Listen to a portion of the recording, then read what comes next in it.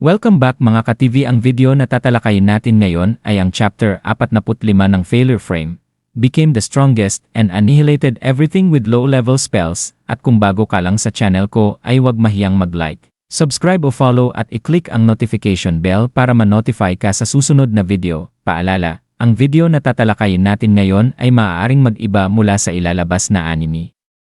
Hindi ko inaangkin ang mga drawing o anumang materyales na ipapakita. Ang layunin ko ay magpakita ng suporta at magbigay ng impormasyon tungkol dito. Ang lahat ng kredito ay nananatili sa mga orihinal na may-ari. Maraming salamat. Ang kwento ay nagpapakita ng magkakaugnay na eksena na puno ng tensyon at estratehikong labanan. Si Vesis ay nag-uusap tungkol sa resulta ng kamakailang laban sa lugar ng mga ginintuang mata na halimaw, at kahit na siya ay nasisiyahan sa mga resulta, ipinapakita niya ang pagkadismaya dahil buhay pa ang lahat ng malalapit na kaibigan ni Sugo.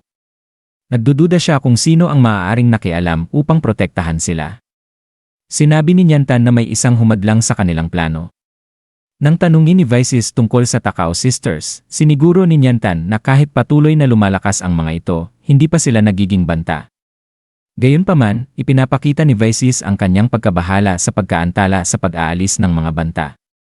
Binibigyang diin niya na ang mga tao ay lumalago lamang sa pamamagitan ng pagdurusa at ipinahayag na ang pagpapatawad ng walang pag-aalinlangan ay hindi nagdudulot ng pag-unlad. Samantala, sa kaharian ng Magnar mas lumalala ang sitwasyon.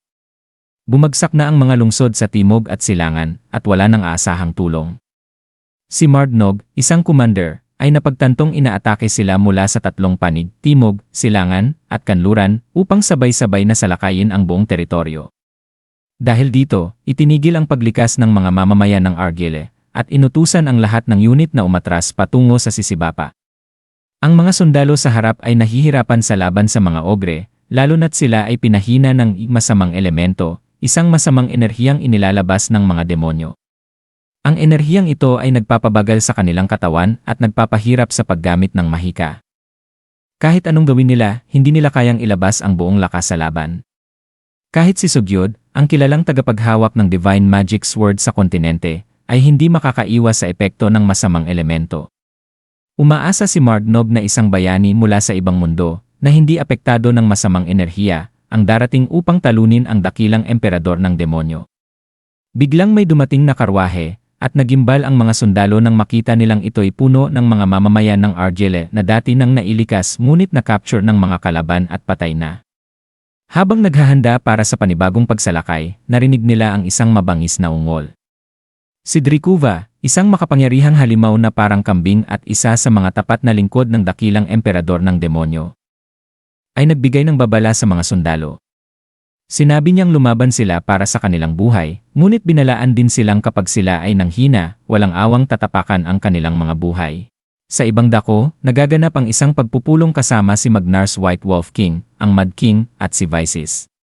Napagtanto ng mga pinuno na mas malaki ang saklaw ng pagsalakay ng mga demonyo kumpara sa mga nakaraang panahon. Sa harap ng pagsalakay mula sa tatlong panig, nahihirapan silang maglaan ng sapat na mga troops.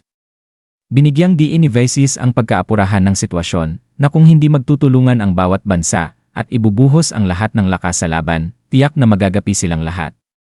Kasunod nito, binanggit ni Vices na ang mga bayani mula sa ibang mundo, matapos maghanda mula sa kanilang pagbabalik sa lugar ng mga ginintuang halimaw, ay nakatakda ng umalis mula sa kastilyo ng Alyon patungo sa pangunahing larangan ng digmaan sa Magnar.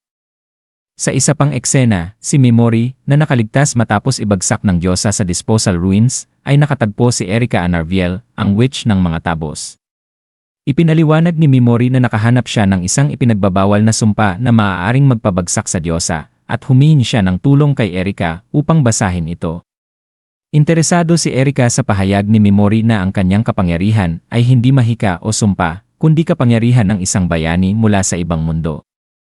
Nakilala ni Erika si Memory bilang itinakwil ng Diyosa at nagulat na nakalusot siya sa isang mapanganib na lugar. Ibinunyag ni Memory na ang unang layunin niya ay protektahan si Eve Speed, isang miyembro ng Leopard Kin, at si Lisbeth, isang Dark Elf, na parehong tinutugis at walang pag-asa sa hinaharap kung hindi sila mabibigyan ng proteksyon.